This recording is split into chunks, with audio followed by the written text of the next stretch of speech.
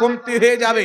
ইমাম বদরুদ্দিন আইনি এর ব্যাখ্যা উল্লেখ করার পর বলতেছেন, এই জগতের মানুষ যদি খেজুরের পাতার তসবিহ পাঠ করাতে মৃত্যু ব্যক্তির কবরের আযাব মাফ হয়ে যায়, কবরের আযাবে কমতি হয়ে যায়, যখন মানব জাতি নিজের আত্মীয় স্বজনের গুনাহ মাফের জন্য কোরআন তেলাওয়াত করবে, তসবিহ তাহলিল করবে, কলমা খানি করবে, ওই মানুষের পাঠ করা কলমার সওয়াব, কোরআন তেলাওয়াতের সওয়াবে মৃত্যু ব্যক্তির কবরের আযাব খোদা বন্ধ করে দিবে। জোরে বল সুবহানাল্লাহ, সুবহানাল্লাহ।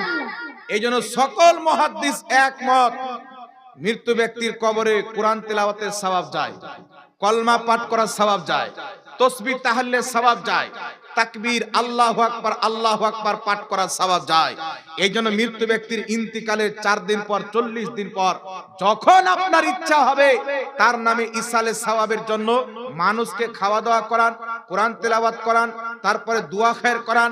এই সমস্ত নেক কাজের নেকি আপনার আত্মীয় স্বজনের কবরে বক্সে দেন, আল্লাহ তাদের কবরে পৌঁছে দিয়ে তাদের আযাবকে বন্ধ করে দেবে। সুবহানাল্লাহ, সুবহানাল্লাহ। রাসূল পাক সাল্লাল্লাহু আলাইহি সাল্লাম বলছেন, আল মুস্তাদরাক আলা সাহিহাইন কিতাবে ইমাম হাকিম